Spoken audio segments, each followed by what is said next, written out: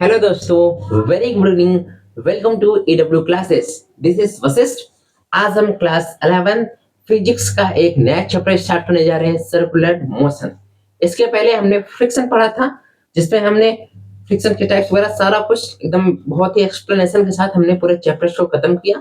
ठीक है, with in 4 lectures. 4 lectures में हमने पूरे चैप्टर को खत्म कर दिया। ठीक है, अब हम एक नए चैप्टर की शुरुआत करने जा रहे हैं, जो है हमारा सर्कुलर मोशन। ठीक है, तो आप पेन कॉपी निकाल लीजिए। हम एक नए चैप्टर की शुरुआत करने जा रहे हैं। ठीक है, बहुत ही एनर्जी के साथ चलिए हम शुरू करते हैं एक नए चैप्टर की। ठीक है, तो चैप्टर की शुरुआत हम करते हैं चैप्टर के डिफिनेशन से। क्या है हमारा? Circular motion. तो सर्कुलर मोशन के ही डिफिनेशन से हम चैप्टर की शुरुआत करते हैं। क्या है हमारा? Circular motion. ठीक है, क्या है हमारा? Circular motion. अब ये सर्कुलर मोशन होता क्या है? वैसे तो जानकारी होगी कि आखिर सर्कुलर मोशन क्या होता है। नाम से ही आपको माइंड में तो विचार आ ही जाता होगा, हाँ सर्कुलर कुछ इस तरीके से आ जाता है ना। ठीक है, तो वही तरीका है, बस आपको उसे रिप्रेजेंट करना है, मतलब उसी को आपको बताना है। ठीक है, अब सर्कुलर मोशन के बारे में आपने क्लास 9 में पढ़ा था। जब आप मोशन चैप्टर पढ़ रहे होंगे तो लास्ट में गए होंगे तो आपको यूनिफॉर्म सर्कुलर मोशन की हेडिंग मिली होगी। वहां पर आपने पढ़ा था कि सर्कुलर मोशन होता क्या है, इसके बारे में पढ़ा था। ठीक है, तो वहां पर आपको बताया भी गया था कि आपको जैसे डायरेक्शन निकालना हो, ठीक है, अगर आप सर्कुलर मोशन की डायरेक्शन निकालना हो तो वहां पर आपको मिला था कि सर्कुलर मोशन में आपको डायरेक्शन इनफाइनाइट मिलते हैं। डायरेक्शन ऑफ मोशन आपको इनफाइनाइट मिलते हैं। या फिर आप कह सकते हैं कि अगर आपको वेलोसिटी की डायरेक्शन अगर सर्कुलर मोशन पे निकालनी हो तो आपको कितने डायरेक्शन चेंज करना, आपको कितना मिलता था? इनफाइनाइट मिलता था। ठीक है, तो वही चीजें हम चल रहे हैं, अब एक्सप्लेन कर रहे हैं। ठीक है, अब चैप्टर हमारा सर्कुलर मोशन। तो चैप्टर के मतलब जो सर्कुलर मोशन है इसके डिफिनेशन के साथ हम चैप्टर की शुरुआत करते हैं। बहुत ही खूबसूरत शुरुआत रहेगी हमारी। ठीक है, क्या रहे हमारा? सर्कुलर मोशन डिफिनेशन आप लिख सकते हैं साथ साथ में। ठीक है, लिख सकते हैं when an object moves on a circular path. When an object moves on a circular path and फिर लिख सकते हैं then its motion is known as circular motion। समझ रहे हैं? मतलब जब भी कोई ऑब्जेक्ट आपका किसी सर्कुलर पथ पर मूव कर रहा हो तो जो उसका मोशन होता है वही होता है आपका सर्कुलर मोशन। मान लीजिए ये पॉइंट जो दिख रहा है कोई आपका ऑब्जेक्ट है, ये सर्कुलर पथ में मूव कर रहा है। ठीक है, तो ये जो मोशन इसने जो मोशन इसको जो प्रोड्यूस हो रही है, ये जो मोशन है उसी मोशन को बोलते हैं सर्कुलर मोशन। है यहां से चला सर्कल फॉर्म में। ठीक है, समझ रहे हैं? तो मान लीजिए ये है सेंटर सर्कल का।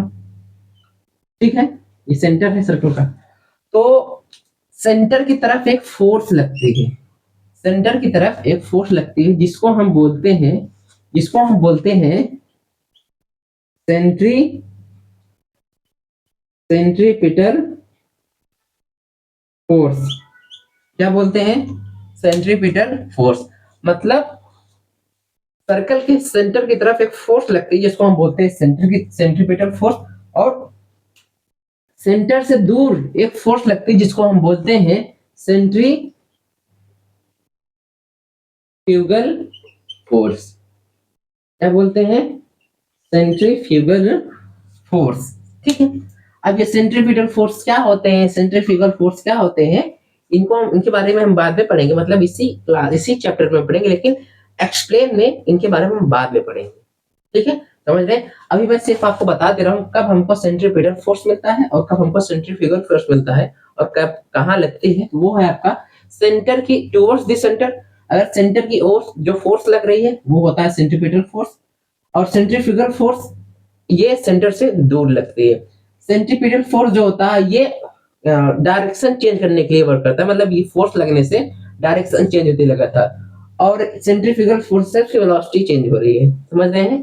तो इनके बारे में मतलब ये जो हमारा फोर्स है सेंट्रीपिटल फोर्स और हमारा सेंट्रीफ्यूगल फोर्स है, इसको हम इसी चैप्टर में पढ़ेंगे और इनके फार्मूले पर हम क्वेश्चंस प्रैक्टिस भी करेंगे, लेकिन अभी नहीं।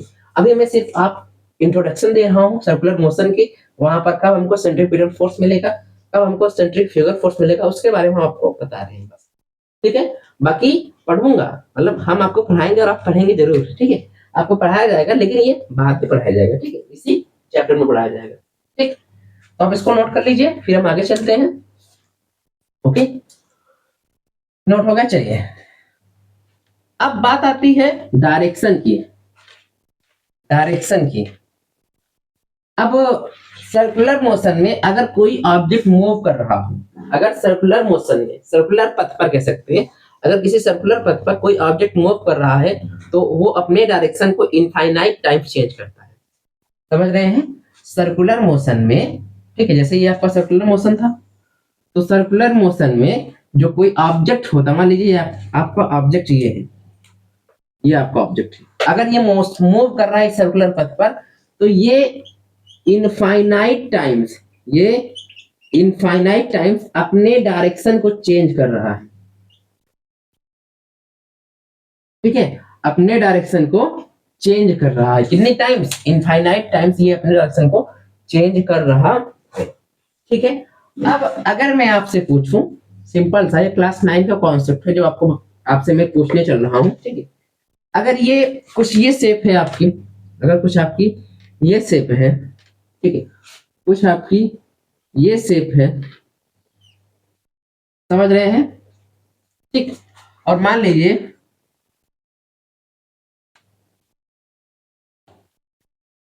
कुछ आपकी ये शेप है, ठीक है, और कह सकते हैं आप, चलिए इसे बना देते हैं,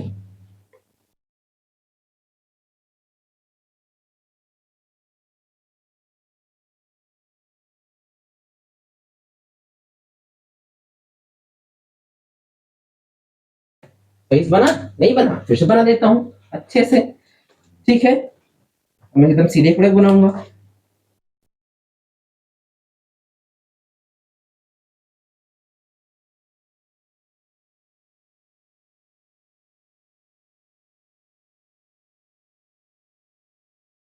ठीक है, बन गया, ठीक। अब ये क्या है, मान लीजिए आपका रेक्टेंगल है, क्या ये आपका रेक्टेंगल है, ये क्लास 9 का कॉन्सेप्ट है, मैं आपको एकदम बेसिक से उठा रहा हूँ, ठीक है। अब ये मत सोचिएगा ये आपको बता रहे हैं एकदम इजी सा, ठीक है, मुझे सबको लेकर चलना है, ठीक है, इसलिए आपको एकदम बेसिस बेसिस बेस से, मतलब आपको एकदम बेसिस से उठाऊंगा और एकदम स्टैंडर्ड लेवल पर ले जाऊंगा, ठीक है। तो मान लीजिए रेक्टेंगल है, ये क्या है आपका रेक्टेंगल है, ये क्या है आपका, ये जो शेप दिख रहा है आपको, ये हेक्सागोनल है, क्या शेप है, हेक्सागोनल है। ये जो शेप दिख रहा है ये कैसा शेप है, ट्रायंगल है, कैसा शेप है, ट्रायंगल है, ओके, ठीक है। और ये कैसा शेप है, ये आपका हेक्सागोन, सॉरी ऑक्टागोनल है, ये दिख रहा है ये शेप है ऑक्टागोनल, ठीक है। हेक्सागोनल में 6 साइड्स होती हैं, रेक्टेंगल में 4 साइड्स होती हैं, ट्रायंगल में 3 होती हैं, एंड ऑक्टागोनल में 8 साइड्स होती हैं। अगर मैं कहूं ये आपका ऑब्जेक्ट है कोई, ये आपका ऑब्जेक्ट है कोई, अगर इसे, ये कोई पॉइंट है, इस पॉइंट चलकर इसे घूमते हुए फिर इसी पॉइंट पर आना हो, तो ये कितनी बार अपने डायरेक्शन को चेंज करता है, ठीक है। अगर आप देखोगे एक बार ये सीधा गया इधर, इधर गया, फिर इधर गया, फिर इधर गया, फिर इधर गया, फिर इधर गया, मतलब एक बार यहाँ चेंज किया, दूसरी बार यहाँ चेंज किया, तीसरी बार यहाँ चेंज किया, चौथी बार यहाँ चेंज किया, पांचवी बार यहाँ चेंज किया और छठी बार यहाँ चेंज किया। इसका मतलब इसने हेक्सागोनल में 6 टाइम्स, इसने हेक्सागोनल में 6 टाइम्स अपने डायरेक्शन को चेंज किया है। वही उसी तरीके से अगर आप यहाँ देखेंगे, अगर ये यहाँ से चल के यहीं से आना हो तो एक बार इधर चेंज किया, दूसरी बार इधर चेंज किया, तीसरी बार इधर गया, चौथी बार इधर आया, मतलब कितनी बार अब चेंज कर रहा है वो रेक्टेंगल में, 4 टाइम्स, कितनी बार, 4 टाइम्स अपने डायरेक्शन को चेंज किया। इसी तरीके से अगर ट्रायंगल देखेंगे तो यहाँ पर वो 3 टाइम्स, कितनी बार, 3 टाइम्स डायरेक्शन चेंज कर रहा है। ऑक्टागोनल में देखेंगे, अगर मान लीजिए ऑब्जेक्ट आपका यहाँ पर है, एक बार, 2 बार, 3 बार, 4 बार, 5 बार, 6 बार, 7 बार, 8 बार।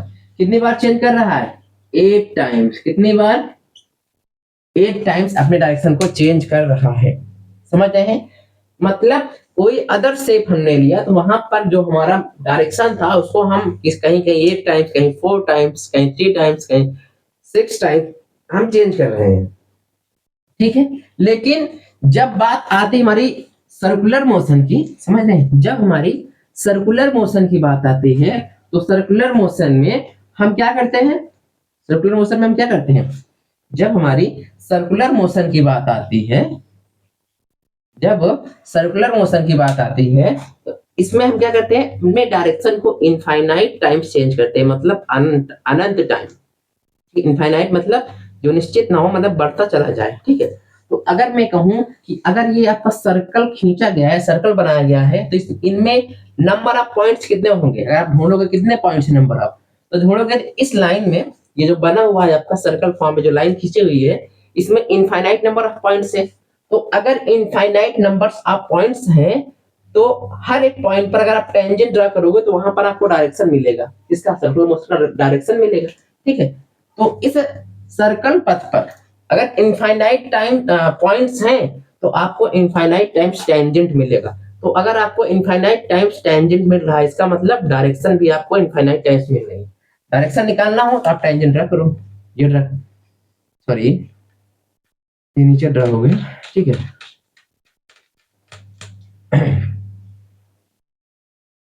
ठीक है, मान लीजिए आपको इस पॉइंट पे निकालना हो तो टेंजेंट ड्रा करो, यहां से ये निकला। यहां निकालना है डायरेक्शन तो यहां पर सीधी लाइन ड्रा करो। ठीक है, यहां निकालना है सीधी लाइन ड्रा करो, यहां निकालना है सीधी लाइन ड्रा करो। ठीक है, समझ रहे हैं? या फिर कह सकते हो अगर कोई बॉडी इस सर्कुलर पथ पर मूव कर रही है, ठीक है, तो अगर वो मूव कर रही है किसी ना किसी वेलोसिटी से मूव कर रही होगी, किसी ना किसी वेलोसिटी से मूव कर रही है। अगर मान लीजिए वो ऑब्जेक्ट आपका v वेलोसिटी से मूव कर रहा है और आपसे पूछे आप उस वेलोसिटी डायरेक्शन बताइए, ठीक है, तो आप टेंजेंट ड्रा कर दीजिए, आपको वेलोसिटी का डायरेक्शन मिल जाएगा। मतलब इस प्रकार वेलोसिटी दिखा देंगे। ठीक है, तो ये टेंजेंट मतलब हर एक पॉइंट पर आपको हर एक पॉइंट पर जो आप टेंजेंट ड्रा कर रहे हैं, ठीक है, इसी तरीके से कई सारे पॉइंट्स होंगे, इनफाइनाइट पॉइंट्स है। अगर इनफाइनाइट पॉइंट्स है तो आपको इनफाइनाइट बार अपने आप सर्कल पथ में सर्कल पथ पर चलने पर अपनी डायरेक्शन को चेंज कर रहे हैं, इनफाइनाइट टाइम्स अपने डायरेक्शन को आप चेंज कर रहे हैं। ठीक है, समझ रहे हैं? ठीक, अब आपको पता होगा ये जो आप टेंजेंट खींच रहे हो इस सर्कुलर पथ पर कहीं भी आप टेंजेंट खींचेंगे तो वो जरूर आपके इस रेडियस के परपेंडिकुलर होगा। समझ रहे? याद रखिएगा कि मान लीजिए आपने यहाँ खींचा, यहाँ भी देखिए ये भी रेडियस है, ये भी रेडियस है, ये भी रेडियस है। ठीक है, समझ रहे हैं? कहीं भी अगर आप खींचोगे तो सभी कंडीशन में ये 90 डिग्री बनाएगा। समझ रहे हैं? ओके, ये कॉन्सेप्ट आप याद रखें। ठीक है, अब बात आती है सर्कुलर मोशन आपके कितने टाइप्स के होते हैं। समझ रहे हैं? अब बात आती है आपके सर्कुलर मोशन कितने टाइप्स के होते हैं। ठीक है, तो चलिए देखते हैं। देखिए सर्कुलर मोशन जो आपका होता है वो 2 टाइप्स के होते हैं। कितने टाइप्स के होते हैं? 2 टाइप्स के होते हैं। पहला टाइप आपका है यूनिफॉर्म सर्कुलर मोशन। क्या है? Uniform circular motion. एंड जो आपका दूसरा है वो है नॉन यूनिफॉर्म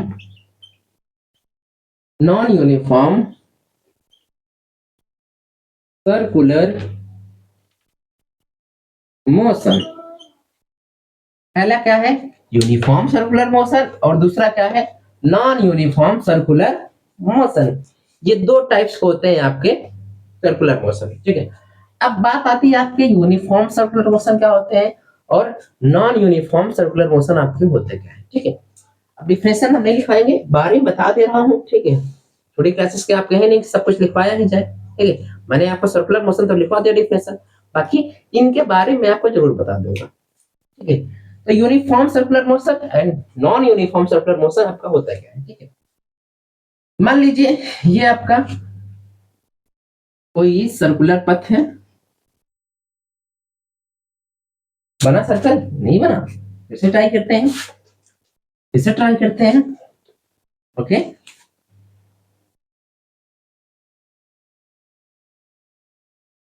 अब हो सके शायद इससे अच्छा तो ना बने, शायद इससे अच्छा तो यस, थोड़ा थोड़ा सही है ये। ठीक है, ये क्या है आपका सर्कुलर पथ। मान लीजिए कोई आपका ऑब्जेक्ट है, अगर ये ऑब्जेक्ट अगर ये ऑब्जेक्ट इस सर्कुलर पथ पर ऐसे मूव कर रहा है, एकदम ऐसे, मतलब कांस्टेंट स्पीड से ये मूव कर रहा है।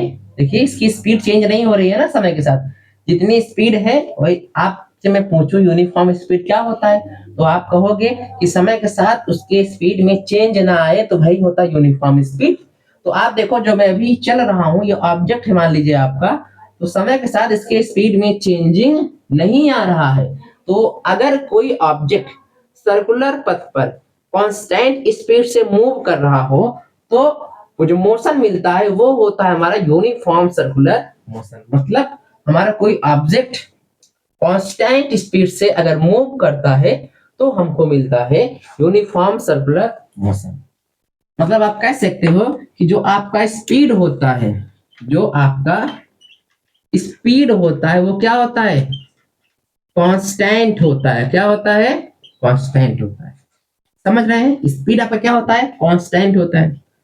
और अगर हम बात करें स्पीड आपका कांस्टेंट होता है, अब मैं बात करता हूं वेलोसिटी की। अब मैं बात करता हूं वेलोसिटी की, कि अगर आपका ऑब्जेक्ट किसी भी सर्कुलर पथ पर कांस्टेंट स्पीड से मूव कर रहा हो, तो वेलोसिटी में क्या, वेलोसिटी भी आपकी कांस्टेंट होगी या फिर वेरिएबल होगी, वही मैं बात करूंगा। तो आपको पता है कि जो आपका स्पीड होता है और जो आपकी वेलोसिटी होती है, जो आपकी वेलोसिटी होती है, स्पीड आपकी होती है स्केलर क्वांटिटी और वेलोसिटी आपकी होती है वेक्टर क्वांटिटी। कैसी क्वांटिटी होती है, वेक्टर क्वांटिटी। अब अगर स्केलर क्वांटिटी है तो इसको डायरेक्शन से मतलब नहीं है, क्लास मतलब नहीं, मतलब अगर स्केलर क्वांटिटी है स्पीड तो इसको डायरेक्शन से मतलब नहीं है। लेकिन ये वेक्टर क्वांटिटी है तो इसको डायरेक्शन से भी मतलब है, इसको डायरेक्शन से भी मतलब है। तो स्पीड अगर ये मूव कर रहा है कांस्टेंट स्पीड से, ठीक है, अगर ये एकदम समय के साथ अपने स्पीड को चेंज नहीं कर रहा है, इसका मतलब ये कांस्टेंट स्पीड से मूव कर रहा है। इसलिए हमने बोला कि स्पीड आपकी कांस्टेंट है। अब डायरेक्शन चेंज तो हरदम हो रही है, हर पॉइंट पर डायरेक्शन चेंज हो रही है, लेकिन हम फिर भी इसको कांस्टेंट बोल रहे हैं। क्यों कांस्टेंट बोल रहे हैं, क्योंकि ये स्केलर क्वांटिटी है। स्केलर क्वांटिटी है तो इसको डायरेक्शन से लेना देना नहीं है, इसको सिर्फ अपने स्पीड से मतलब है। अगर ये समय के साथ अपने स्पीड को नहीं चेंज कर रहा, इसका मतलब इसकी स्पीड कैसी है, यूनिफॉर्म स्पीड है।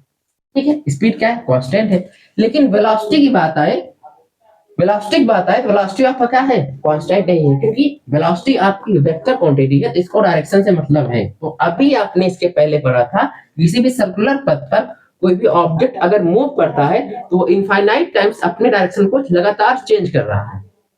ठीक है, अगर वो अपने डायरेक्शन को चेंज कर रहा है इसका मतलब वो वेरिएबल हुआ। इसलिए हम यहाँ पर बोलेंगे कि जो आपकी वेलोसिटी होगी, जो आपकी वेलोसिटी होगी वो वेरिएबल होगी। क्या होगी, वेरिएबल होगी। समझ रहे हैं, मतलब जब यूनिफॉर्म सर्कुलर मोशन होता है तो वहां पर स्पीड आपकी कांस्टेंट होती है और वेलोसिटी आपकी वेरिएबल होती है। इससे ही बोलते हैं यूनिफॉर्म सर्कुलर मोशन। यानी जब भी कोई आपका ऑब्जेक्ट किसी भी सर्कुलर पथ पर कांस्टेंट स्पीड से मूव कर रहा हो, तो जो मोशन होता है उसी को बोलते हैं यूनिफॉर्म सर्कुलर मोशन। ठीक है, डेफिनेशन में आप लिख सकते हैं, when an object moves on a circular path with constant speed is known as uniform circular motion. Okay, चलिए अब बात आती है नॉन यूनिफॉर्म सर्कुलर मोशन। मैं एग्जांपल बता दूं यूनिफॉर्म सर्कुलर मोशन की। ठीक है, जैसे एग्जाम्पल में जब आपका फैन चल जाता है, 1-2 मिनट बाद जब वो चल जाता है तो आप देखोगे, तो लगातार अगर वो चल रहा है कंटिन्यूअसली, अगर आपका फैन रोटेट हो रहा है तो देखोगे तो उसकी स्पीड कांस्टेंट होती है समय के साथ। नहीं, एक बार तेजी चल रहा है फिर धीमा हो जा रहा है, तेजी चल रहा है फिर धीमा हो जा रहा है, ऐसा नहीं होता है। वो लगातार आप फैन अगर 1-2 घंटे चलाओ तो उसकी स्पीड सेम रहती है। तो जो स्पीड है उसे को बोलते हैं यूनिफॉर्म स्पीड। और जो मोशन हो रहा है वो सर्कल फॉर्म हो रहा है, इसीलिए उसको बोलेंगे यूनिफॉर्म सर्कुलर मोशन। समझ में आ गया, ठीक है। अब बात आती है नॉन यूनिफॉर्म सर्कुलर मोशन। अब नॉन से आप मतलब ही समझ जा रहे हो, आगे नॉन लगा, इसका मतलब कि समय के साथ उसकी स्पीड चेंज हो रही है। जैसे जब आप फैन का स्विच ऑन करते हैं तो फैन शुरू शुरू में धीरे धीरे चलता है, फिर धीरे धीरे स्पीड बढ़ाते हुए एक कांस्टेंट स्पीड से मूव करने लगता है। तो पहले धीरे धीरे चला, इसकी स्पीड शुरू में धीरे स्लो थी, फिर बाद में और तेज हो गई। तो मतलब इसकी स्पीड समय के साथ चेंज हो रही है। तो ये हुआ आपका नॉन यूनिफॉर्म सर्कुलर मोशन, क्योंकि फैन आपका सर्कल फॉर्म में चला, इसलिए मैंने बोला नॉन यूनिफॉर्म सर्कुलर मोशन है कि जब आप फैन चलाते हो तो शुरू में स्पीड उसकी स्लो होती है, फिर बाद में स्पीड उसकी बढ़ जाती है। तो आप कह सकते हो कि यूनिफॉर्म सर्कुलर मोशन में स्पीड भी क्या हुई, वेरिएबल हुई। क्यों वेरिएबल हुई कि शुरू में धीरे धीरे चल रहा था हमारा फैन, फिर बाद में तेज हो गया, तो स्पीड में चेंजिंग आ गया, इसलिए हमने वेरिएबल लिखा। वेरिएबल मतलब बदलाव, चेंजिंग, ठीक है। वेलोसिटी की बात आए तो अब भी आप सर्कल फॉर्म में ही चल रहे हो, नाम क्या है, सर्कुलर है, तो सर्कुलर है, फिर तो वेरिएबल हो, क्योंकि डायरेक्शन आपकी ऑलवेज चेंजेबल, आपकी हमेशा बदल रही होगी, ठीक है। तो ये होते हैं आपके टर्म्स, क्या होते हैं, ये होते हैं आपके टर्म्स, मतलब आपकी सर्कुलर मोशन। और सर्कुलर मोशन के टाइप क्या है आपके, uniform circular motion. Uniform circular motion में क्या होता है, स्पीड आपका कांस्टेंट होता है, लेकिन वेलोसिटी आपकी वेरिएबल होती है। लेकिन अगर आप नॉन यूनिफॉर्म सर्कुलर मोशन में देखेंगे तो स्पीड भी वेरिएबल, वेलोसिटी भी वेरिएबल, वो होता है आपका नॉन यूनिफॉर्म सर्कुलर मोशन, ठीक है। समझ रहे हैं, ओके। इरेज कर दे इसे, चलिए नोट कर लीजिए एक बार, मैं फिर इरेज कर देता हूं, ठीक। चलिए अब हम कुछ सर्कुलर मोशन के पैरामीटर्स के बारे में बात करेंगे, ठीक है। सर्कुलर मोशन से कुछ पैरामीटर्स के बारे में बात करेंगे। आप हेडिंग लिख सकते हो, हेडिंग आप लिख सकते हो,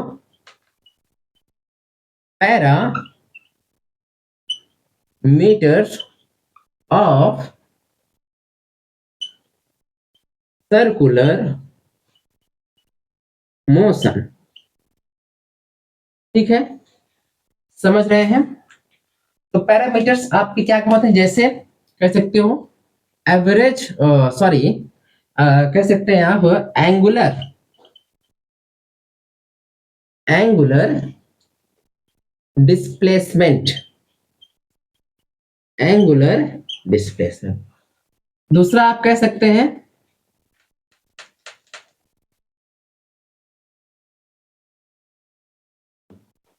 एंगुलर वेलोसिटी, एंगुलर वेलोसिटी। तीसरा आप कह सकते हैं angular,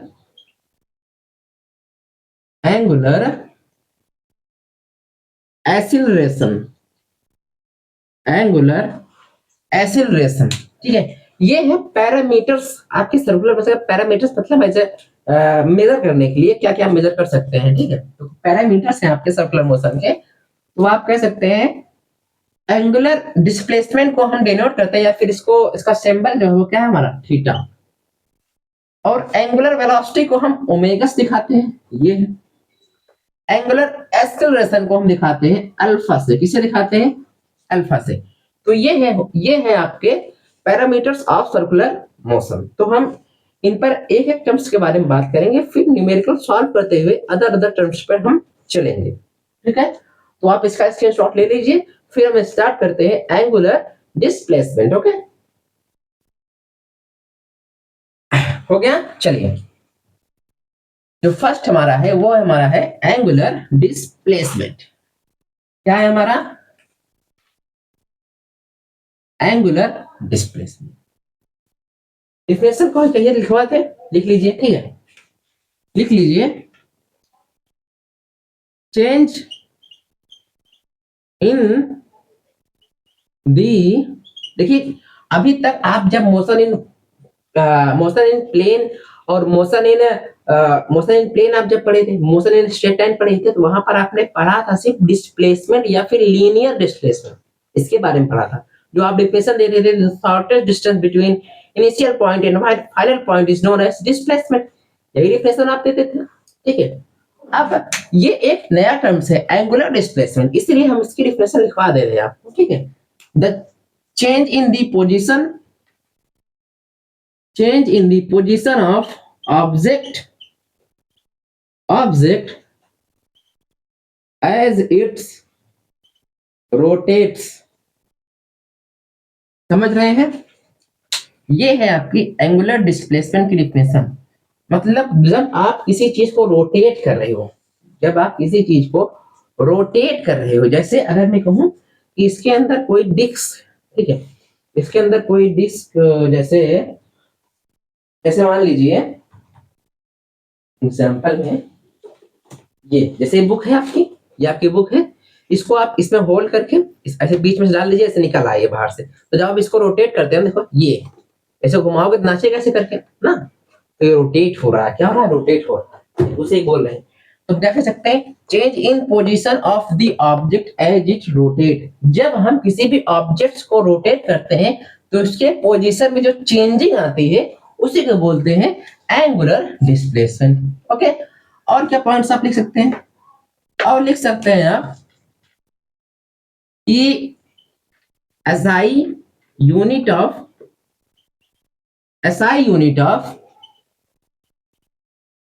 angular displacement, SI unit of angular displacement is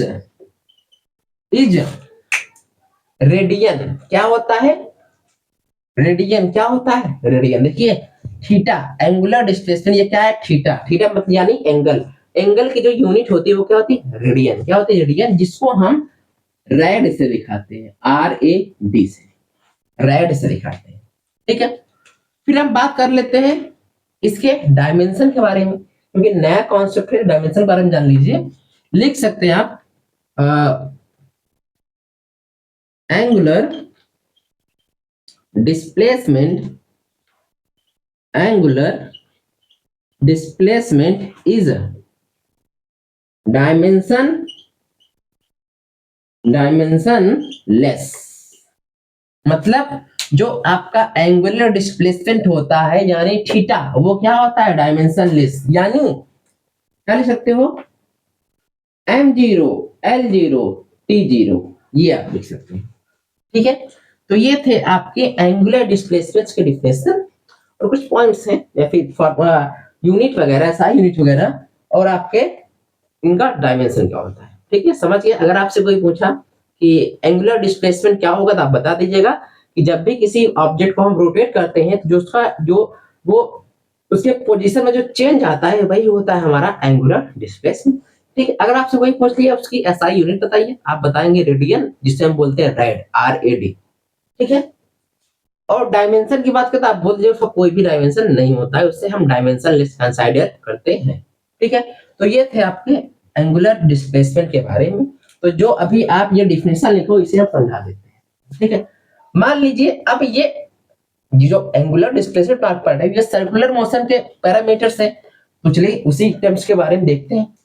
ये आपका सर्कुलर मोशन, सर्कुलर पथ है। तो मान लीजिए ये आपका पॉइंट O है, ओरिजिन है, और कोई ऑब्जेक्ट मान लीजिए एट पॉइंट P पर, एट पॉइंट किसी P पर है। तो ये ऑब्जेक्ट अगर यहां से यहां आ रहा है, ये ऑब्जेक्ट अगर यहां से यहां आ रहा है, ठीक है, तो ये देखोगे, मान लो ये रेडियस है R, तो यहां से जब ये यहां जा रहा है, ठीक है, जब ऑब्जेक्ट आपका यहां से यहां जा रहा है तो कुछ ना कुछ एंगल, देखिए जब ये ऑब्जेक्ट यहां से यहां जा रहा है इसके एंगल में कुछ ना कुछ चेंज आ रहा है, उसी को बोलते हैं थीटा, यानी एंगुलर डिस्प्लेसमेंट। इसी को बोलते हैं एंगुलर डिस्प्लेसमेंट। क्या बोलते हैं? Angular displacement. मतलब जैसे मान लीजिए आपकी दीवार पे छिपकली हो, मान लीजिए यहाँ पर दीवार पे छिपकली हो आपकी, अब जब छिपकली यहाँ से वहां जाती है ऊपर, तो आप ऐसे मोड़ उठाते हो ना, ऐसे देखते हो ना, ऐसे मान लीजिए वो दीवार पर है तो छिपकली अगर नीचे से ऊपर जा, पहले ऐसे देखोगे, मान लीजिए आपकी छिपकली नीचे से ऊपर जा रही हो तो आप करते क्या हो? ऐसे देखोगे, फिर धीरे धीरे ऐसे उठाते हो, तो देखिए ये आपका सर ऐसे से ऐसे उठ रहा है, तो किसी ना किसी एंगल पे उठ रहा है ना, उसी को बोलते हैं एंगुलर डिस्प्लेसमेंट। समझ गए? ठीक है, तो ये थे आपके कॉन्सेप्ट एंगुलर डिस्प्लेसमेंट पर। ठीक है, इसको नोट कर लीजिए, फिर आपको कुछ और टर्म्स बताते हैं इसमें। ठीक है, नोट कर लीजिए एक बार, तो मैं इसको इरेज कर दूं, स्क्रीनशॉट आप ले सकते हैं, इरेज कर दें। ओके, चलिए ठीक है, अभी एंगुलर डिस्प्लेसमेंट के बारे में बता रहे हैं। ठीक है, यानी हमने क्या कहा आपको कि जो हम क्या कहे आपको कि जो आपका थीटा है, जो आपका थीटा है, इसको हम मेजर करते हैं या तो डिग्री मेजर करते हैं, जैसे डिग्री, जैसे आप बोलते हैं 30 डिग्री, 60 डिग्री, 90 डिग्री, या तो इसको हम मेजर करते हैं रेडियन में। कैसे मेजर करते हैं? रेडियन में। जैसे अगर मैं आपको कहूं, अगर मैं आपको कहूं कि एक कंप्लीट सर्कल को कवर करने में आप कितने एंगल्स चलेंगे, अगर मैं आपको कहूं एक कंप्लीट सर्कल को कवर करने में आप कितना एंगल चलते हैं, अगर आप यहां से यहां जा रहे हो तो यहां से यहां आने में आप कितने एंगल चलते हैं? 360 डिग्री। तो ये जो 60 डिग्री, ये डिग्री के फॉर्म में आपने बता दिया एक रिवोल्यूशन के, मतलब ये आप बता रहे हो डिग्री के फॉर्म में। किसके फॉर्म में बता रहे हो आप? डिग्री के फॉर्म में बता रहे हैं। अगर इश्यू को हम बोले आप रेडियन के फॉर्म में बताओ, किसके फॉर्म में बताओ? रेडियन के फॉर्म में अगर आप बताओ तो आप कैसे बताओगे? आप कहोगे, आपको पता है कि पाई बराबर होता है 180 डिग्री, तो अगर 180 का दोगुना है ये 360, तो पाई का दोगुना 2 पाई, मतलब 360 डिग्री बराबर में 2 पाई। अगर हम 180 डिग्री लिखें तो आप इसको लिखोगे पाई, 90 डिग्री लिखूं तो आप इसको लिखोगे, क्या लिखेंगे बताइए?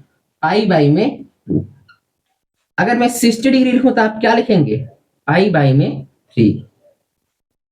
समझ रहे हैं? अगर मैं लिखूं क्या 45 डिग्री अगर मैं लिख दूं तो आप लिखेंगे पाई बाई में 4। अगर मैं 30 डिग्री लिखूं तो इसको आप रेडियन फॉर्म में लिखेंगे पाई बाई में 6।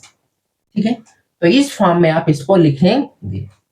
ठीक है, समझ रहे हैं? ठीक, ये था आपका एंगुलर डिस्प्लेसमेंट का कॉन्सेप्ट। आप डिग्री और रेडियन में कन्वर्जन भी आप जान गए, किस तरीके से आप कन्वर्जन करते हैं। ठीक है, डिग्री और रेडियन में कन्वर्जन भी आप जान गए। ठीक है, अब हम निकालेंगे, देखिए अब आपको पता है एंगुलर डिस्प्लेसमेंट यानी ये कैसी क्वांटिटी है? Vector quantity. कैसी क्वांटिटी है? Vector quantity. अगर ये वेक्टर क्वांटिटी है तो इसमें डायरेक्शन भी होगा। समझ रहे हैं?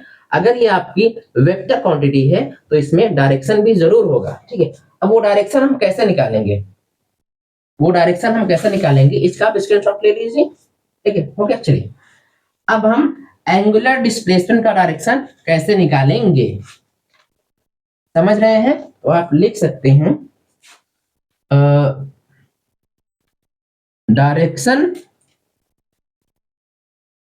डायरेक्शन ऑफ एंगुलर, स्पेलिंग गलत हो जाती है हमसे, direction of angular displacement, direction of angular displacement. Angular displacement की डायरेक्शन हम कैसे बताएंगे? तो एंगुलर डिस्प्लेसमेंट की डायरेक्शन हम बताते हैं right hand thumb rule. Right hand thumb rule का यूज करके हम एंगुलर डिस्प्लेसमेंट की दिशा को बताते हैं। राइट हैंड थंब रूल का यूज करते हैं। ठीक है, तो मान लीजिए आपका ऑब्जेक्ट P पर था, P से ये मान लीजिए कोई पॉइंट ये Q है, Q से जा रहा है, मतलब P से ये पॉइंट Q पर जा रहा हो तो इसकी डायरेक्शन ये होगी, डायरेक्शन ऑफ मोशन इसका ये होगा। अब अगर आपसे पूछ ले कि आप बताइए एंगुलर डिस्प्लेसमेंट की डायरेक्शन, तो आप राइट हैंड अपना लीजिए। ठीक है, ऐसे रखिए P पॉइंट की ओर। जब आप इसको Q की ओर कर ले करोगे, मोड़ोगे ऐसे, तो जो थंब ये दिख रहा है आपको, ये थंब आपका अंगूठा जो आपका है, ये जो डायरेक्शन दिखाएगा यही होगा आपका एंगुलर डिस्प्लेसमेंट की डायरेक्शन। मतलब थंब जो आपका होता है, यही देता है, यही आपका देता है डायरेक्शन ऑफ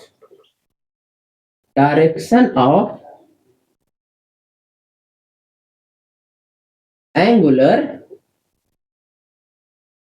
डिस्प्लेसमेंट। ये जो थंब होता है आपका, ये देता है एंगुलर डिस्प्लेसमेंट का डायरेक्शन। यानी अगर आप पी से क्यों जा रहे हो तो आपका थंब बाहर आ रहा है, देखिए बाहर साइड। अब आपको पता होगा कि जब आप वेक्टर एनालिसिस पढ़ रहे होंगे तो वहां पर आपको ए क्रॉस बी का डायरेक्शन निकालने के लिए आपको ये यूज किए होंगे आप, ठीक है। तो आपको वहां पर पता होगा कि जो क्रॉस ये डॉट होता है, एक आपका क्रॉस होता है। ये डॉट को हम दिखाते हैं आउटवर्ड डायरेक्शन, बाहर की ओर, बाहरी दिशा, और क्रॉस को हम दिखाते हैं इनवर्ड। क्या दिखाते हैं? इनवर्ड, ठीक है। तो जब हम इसको पी से क्यू की ओर कर्ल कर रहे हैं, मोड़ रहे हैं, अंगूठा हमारा बाहर आ रहा है। तो अंगूठा बाहर आने का मतलब कि जो हमारा डायरेक्शन है एंगुलर डिस्प्लेसमेंट का, वो क्या है? आउटवर्ड है। समझ रहे हैं? अगर मान लीजिए हमारा पॉइंट क्यू पर होता, अगर क्यू से पी पे जाता, तो ये जो डायरेक्शन था हमारा, ये जो हमारा डायरेक्शन है, ये कुछ ऐसा मिलता। तो यहाँ पर जब क्यू से पी जा रहा है तो राइट हैंड ही हम यूज करेंगे, लेफ्ट बट उठाइएगा। देखिए अंगूठा मेरा अंदर जा रहा है, कर लीजिए, देखो इस कंडीशन में अंगूठा मेरा अंदर जा रहा है, मतलब अब हमको एंगुलर डिस्प्लेसमेंट की डायरेक्शन जो दिख रही है वो कैसी है? इनवर्ड है। कैसी है? इनवर्ड है। समझ रहे हैं? तो आप डायरेक्शन के बारे में भी जान गए, ठीक है। इस तरीके से आप एंगुलर डिस्प्लेसमेंट की डायरेक्शन को डिफाइन करेंगे, ठीक है। बहुत ही आसान तरीके से आपको बताया जा रहा है, ठीक है। सारा कॉन्सेप्ट बेसिस से आपको, मतलब बेसिक, अगर बेसिक से आपको उठाया जा रहा है, ठीक है, एकदम बेस, जैसे बेस में होता है ना आधार आपका। अगर आपका बेसिक अगर आपका स्ट्रांग रहेगा तो आगे भी आप स्ट्रांग ही रहोगे, ठीक है। तो समझ में आ गया? अब हम चलते हैं किस पर? इस अभी देखिए खत्म नहीं हुआ कॉन्सेप्ट, अभी एंगुलर डिस्प्लेसमेंट का कॉन्सेप्ट खत्म नहीं हुआ है। अब हम आपको रिलेशन देंगे क्या? समझ रहे? अब हम आपको यहाँ पर एक रिलेशन देंगे। कैसा रिलेशन देंगे? चलिए देखिए, हेडिंग लिखिए आप, relation between angular displacement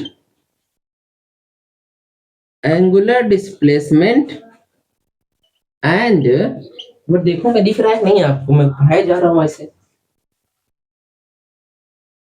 angular displacement and linear displacement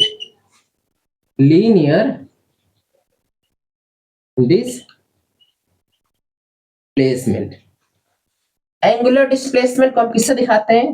theta से। और इसको लीनियर डिस्प्लेसमेंट यानी जो अभी तक आप डिस्प्लेसमेंट पढ़ते थे उसको हम दिखाते थे स्मॉल एस से। इस तरीके से दिखाते हैं, या फिर कैपिटल एस, जो भी मर्जी हो आप उसे दिखाइए, ठीक है। समझ रहे हैं? अब एंगुलर डिस्प्लेसमेंट और लीनियर डिस्प्लेसमेंट के बीच में एक हम रिलेशन देंगे, ठीक है। अब वो रिलेशन कैसे देंगे चलिए देखते हैं, ठीक है। ये आपका सर्कल था, ठीक है। ये आपका सर्कल था। मान लीजिए ये सेंटर है जिसका रेडियस r है, पॉइंट ये P था, P से कहाँ आया था? क्यों आया था? तो जो एंगल चला था, ठीक।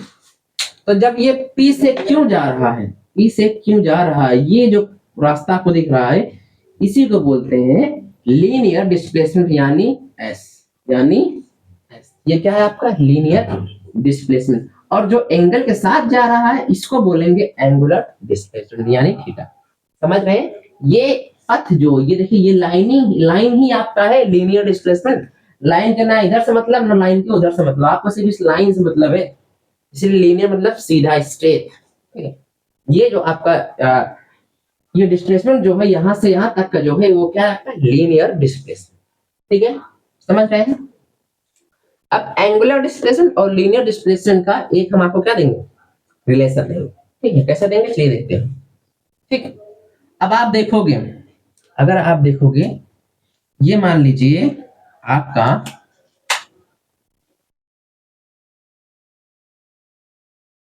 एंगुलर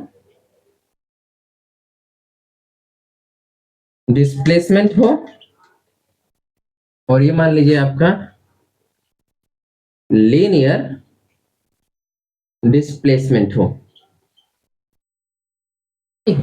अगर मैं आपको कहूं, अगर आप यहां से चलना चालू कर रहे हो, अगर यहां पर आप आ रहे हो तो आप कितना एंगल कवर कर रहे हैं? आप बोलोगे 360 डिग्री, क्योंकि आप बोलते हो एक कंप्लीट सर्कल को कंप्लीट करने में हम 360 डिग्री कवर कर रहे हैं।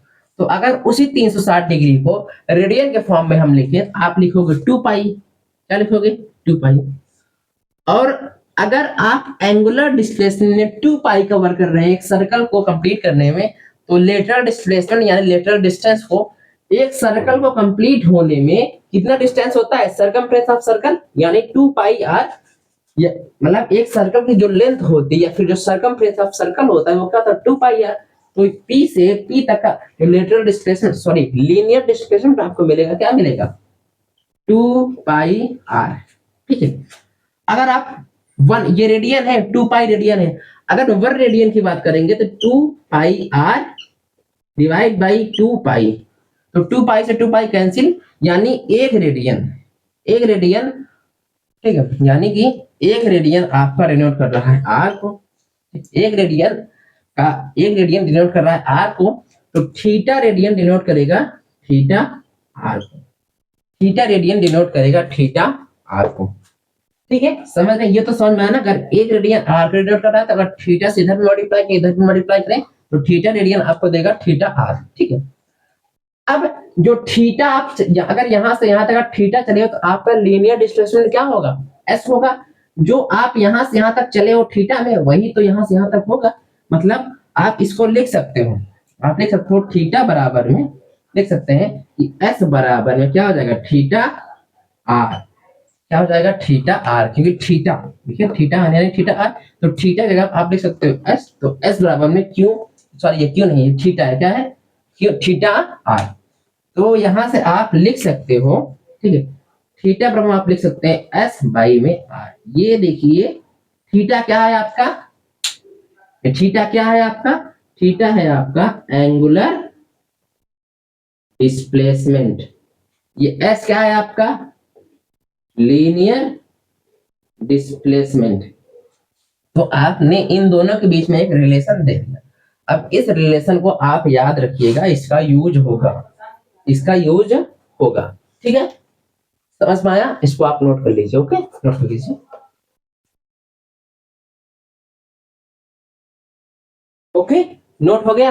चलिए अब आप देखिए, जो पैरामीटर्स ऑफ सर्कुलर मोशन था जिसका फर्स्ट टर्म था वो क्या था आपका? एंगुलर डिस्प्लेसमेंट, जिसको हम थीटस दिखाते थे। उसके बारे में जितने भी इंफॉर्मेशन आपकी थी सारा आपको बताया गया। ठीक है, देखिए एकदम बेसिक से मैंने बताया। सर्कुलर मोशन बताया, फिर उसकी डिफिनेशन बताया, यूनिफॉर्म मोशन बताया, यूनिफॉर्म सर्कुलर मोशन बताया, फिर हमने बताया आपको नॉन यूनिफॉर्म सर्कुलर मोशन। सारा कुछ एकदम बेसिक से उठाया। अब देखिए इसी एंगुलर डिस्प्लेसमेंट पे हमने कितने टर्म्स बताए? सारे टर्म्स बताए ना, मतलब कोई भी कॉन्सेप्ट मैं आपका छोड़ूंगा नहीं। ठीक है, चलिए अब हम नेक्स्ट चलते हैं। जो हमारा नेक्स्ट पैरामीटर है क्या है? Angular velocity. क्या है हमारा? Angular velocity. क्या है हमारा? Angular velocity. ठीक है,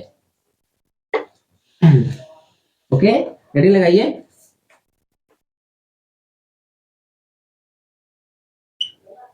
एंगुलर वेलोसिटी। ठीक है, एंगुलर वेलोसिटी जिसको हम दिखाते हैं किससे? ओमेगा से। किसे दिखाते हैं? ओमेगा से। इसकी अब देखिए फिर से मैं वही बात करूंगा जो भी मैंने एंगुलर डिस्प्लेसमेंट के बारे में कहा। जैसे आप डिस्प्लेसमेंट को सुने थे, मोशन इन प्लेन और मोशन इन स्ट्रेट लाइन, उसी तरीके से आपने इस वेलोसिटी को भी सुना था। इसे आपने एक मिनट थोड़ा सा वेट करिए। वैसे ही आप इस वेलोसिटी को भी सुने थे, मोशन इन प्लेन में और मोशन इन स्ट्रेट लाइन। ठीक, अब नया टर्म्स है आपका एंगुलर वेलोसिटी। क्या है एंगुलर वेलोसिटी? तो इसकी डिफिनेशन भी लिखना जरूरी है, तो चलिए लिखते हैं जिस तरीके से हम वहां लिखते थे।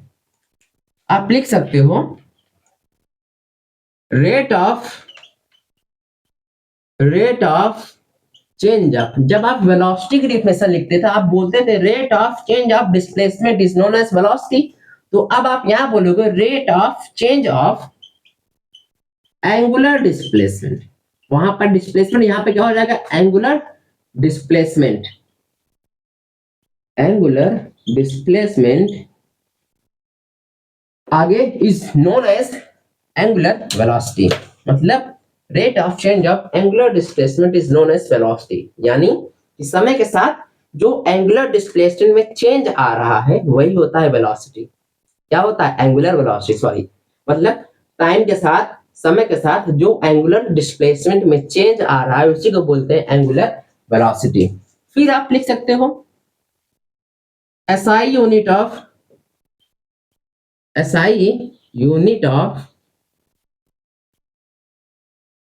Angular displacement, SI unit of angular displacement क्या हो जाएगा हमारा? उसको आप लिखेंगे जैसे आप वहां पर लिखते थे मीटर पर सेकेंड, क्योंकि वहां पर था डिस्प्लेसमेंट बाई, देखिए वेलोसिटी फार्मूला क्या होता था, लिखते थे डिस्प्लेसमेंट अपन टाइम टेकन, आप डिस्प्लेसमेंट की यूनिट होती थी मीटर, टाइम के सेकेंड आप लिखते थे मीटर पर सेकेंड। लेकिन अब यहाँ पर एंगुलर डिस्प्लेसमेंट है, क्या है? एंगुलर वेलोसिटी है, तो एंगुलर वेलोसिटी को आप दिखाओगे इससे, और देखिए, और आप थीटा का दिखाओगे डेल थीटा, चेंज इन था, ये आप बोलते थे change in angular displacement by में चेंज इन टाइम, ये है, ठीक है, ये फॉर्मूला है आपका, ठीक। अब देखिए, ठीक है, थोड़ा गौर से देखिएगा, थीटा की यूनिट क्या होती है? रेडियन, जिसको आप रेड से दिखाते हैं, और टाइम की यूनिट क्या होती है? सेकेंड, जिसको आप एस से या फिर SEC से दिखा दो, सेकेंड से, यानी इसकी यूनिट क्या होगी? ऐसा यूनिट ऑफ एंगुलर वेलोसिटी होगी, सॉरी यहाँ क्या होगा? एंगुलर वेलोसिटी, एंगुलर वेलोसिटी क्या होगा हमारा? आप लिखेंगे रेड पर सेकेंड, यानी रेडियन पर सेकेंड, ठीक है।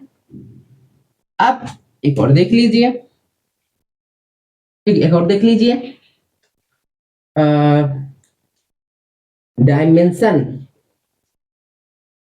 Dimension of angular velocity is, is लिख दीजिए, इज क्या होगा हमारा? अब आपको पता है कि रेडियन की यूनिट कुछ नहीं होती है, तो m0 L0 T0 divide by लिख लीजिए सेकेंड की t, ऊपर जाएगा तो t इनवर्स हो जाएगा, तब m0 L0 t इनवर्स, तो यही आप लिखोगे m0 L0 t की पावर -1, ये है आपकी एंगुलर वेलोसिटी की यूनिट, ठीक है, समझ रहे हैं? ठीक। अब आपको याद होगा जब आप मोशन इन स्ट्रेट लाइन पढ़े होगे तो वहां पर आपने पढ़ा था कि एवरेज वेलोसिटी और इंस्टेंटेनियस वेलोसिटी। एवरेज वेलोसिटी यानी कि जब आपका समय का अंतराल, मतलब समय में काफी ज्यादा चेंजिंग हो, ठीक है, समय में काफी ज्यादा चेंजिंग हो तो आप एवरेज निकालते थे, लेकिन अगर किसी भी इंस्टेंट पे पूछ लेता था तो आप वहां पर इंस्टेंटेनियस वेलोसिटी निकालते थे ना। उसी तरीके से अब आप यहाँ भी वही टर्म लिखेंगे, ठीक है, इसको आप नोट कर लीजिए, फिर चलते हैं, नोट कर लीजिए इसको, ठीक, नोट कर लीजिए, नोट कर लीजिए, ओके, हो गया, इसका ठीक, ठीक है। अब देखिए वही टर्म मैं आपको बताने चल रहा हूं जो आप वहां पर पढ़ते थे, वहां पर आप पढ़ते थे, जैसे जब आप स्ट्रेट लाइन पढ़ते थे तो del V by del t, del V by del t को आप बोलते थे एवरेज वेलोसिटी, बोलते थे ना। उसी तरीके से अब इसको बोलोगे ओमेगा बराबर del theta by del t, इसको आप बोलोगे एवरेज एंगुलर वेलोसिटी, समझ रहे हैं? ठीक है। अब देखिए अगर टाइम का जो चेंजिंग था वो मतलब किसी भी इंस्टेंट पे पूछ लेता था कि आप 4th सेकेंड पर उसकी वेलोसिटी क्या थी, तो उसके लिए आप लेते थे dv बाई dt, लेते थे ना इसे, इसको आप क्या बोलते थे? इसको आप क्या बोलते थे? इसको आप बोलते थे इंस्टेंटेनियस, इंस्टेंटेनियस स्पेलिंग देख लीजिएगा, इंस्टेंटेनियस वेलोसिटी आप बोलते थे, ठीक है, किसी भी पर्टिकुलर पॉइंट के लिए, किसी भी पर्टिकुलर टाइम के लिए। उसी तरीके से आप यहां बोलोगे डी थीटा बाई dt को आप बोलोगे, क्या बोलोगे? इंस्टेंटेनियस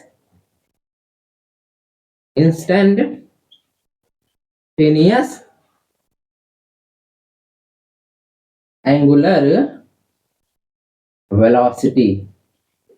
समझ रहे हैं? चेक कर लो मैं एक बार। Okay, perfect, everything is perfect. Okay, समझ रहे हैं? यानी अगर समय का अंतराल ज्यादा रहे, मतलब समय में चेंजिंग रहे, तो आप एवरेज निकालेंगे। अगर किसी भी पर्टिकुलर टाइम के लिए पूछ ले, आप ये यूज करेंगे। ओके, कहीं मैं एक आध क्वेश्चन करा हूं, ठीक है? इसका स्क्रीनशॉट ले लीजिए, आप लोग स्क्रीनशॉट ले लीजिए।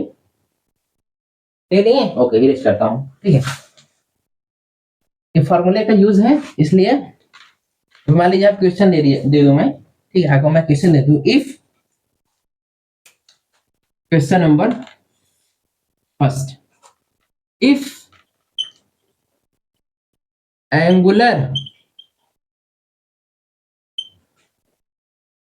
displacement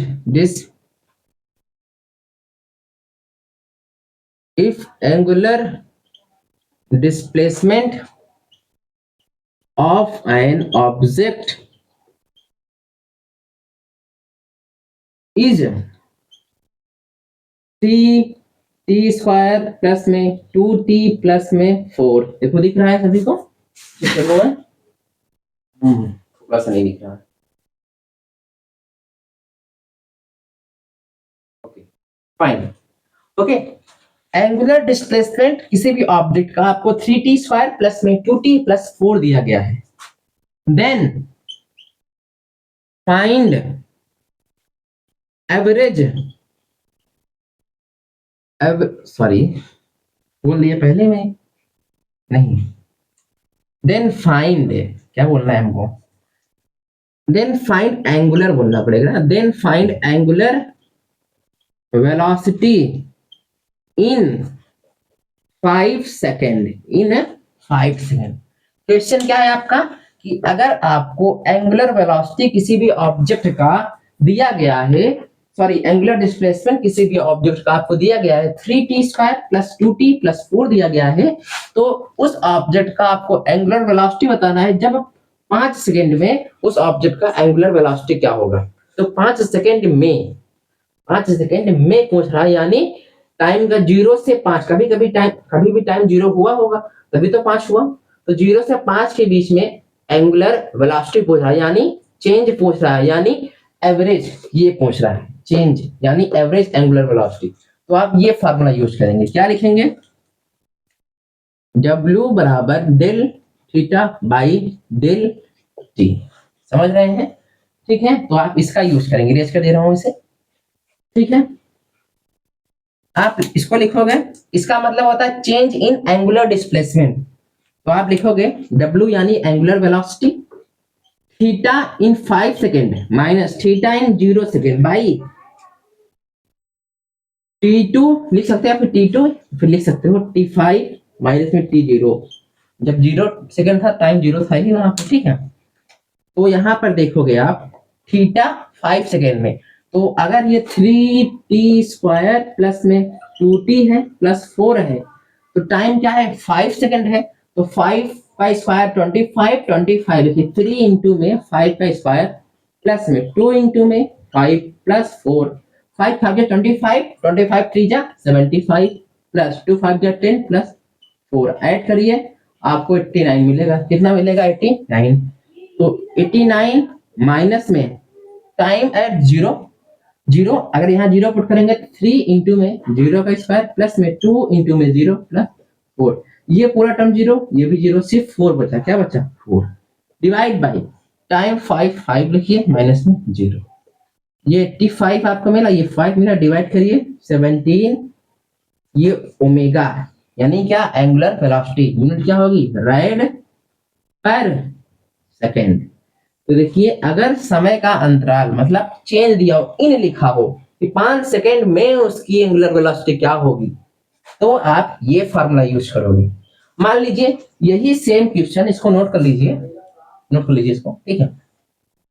चलिए मान लीजिए इसी सेम क्वेश्चन में आपको इस इन के जगह ऐड लिख देता, इस इन की जगह 8 लिख देता, 85 सेकेंड, 5वें सेकेंड पर आपकी वेलोसिटी क्या होगी, मतलब उसे समय के अंतराल से मतलब नहीं है, समय के चेंजिंग से मतलब नहीं, उससे मतलब है उस 5वें सेकेंड पर आपकी एंगुलर वेलोसिटी क्या होगी।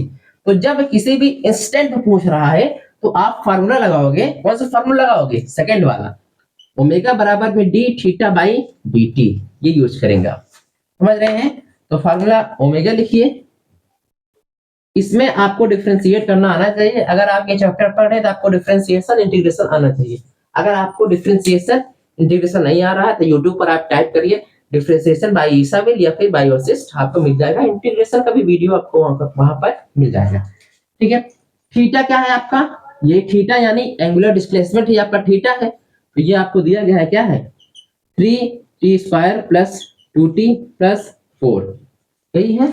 डिफरेंशिएट करेंगे तो ये हो जाएगा आपको 6t प्लस में 2, 4 कांस्टेंट, इसका डिफरेंशिएशन 0, ये ओमेगा। 6 इंटू टाइम कितना है, 5 है, प्लस 2, 6 5 30, 32 रेड पर सेकेंड, समझ रहे हैं। मतलब किसी भी इंस्टेंट पर पूछे, किसी भी अगर किसी भी इंस्टेंट पर पूछे तो आप लगाना D theta by D T. अगर चेंज इन पूछे, चेंज इन पूछे काफी लंबे टाइम के लिए, तो आप लगाओगे डेल थीटा बाई डेल, समझ गए, ओके। तो इस आज के लिए इतना ही। इस एंगुलर वेलोसिटी पर हम और भी न्यूमेरिकल्स करेंगे, लेकिन नेक्स्ट वीडियो में, ठीक है। यानी इस सर्कुलर मोशन के अगले लेक्चर में हम इस पर और भी न्यूमेरिकल्स करेंगे, फिर हम चलेंगे अगली टॉपिक्स पर, ओके। तो पढ़ते रहिए, थैंक यू वेरी मच। अगर आपको ये वीडियो अच्छा लगा हो तो लाइक करके जरूर जाइएगा, ओके।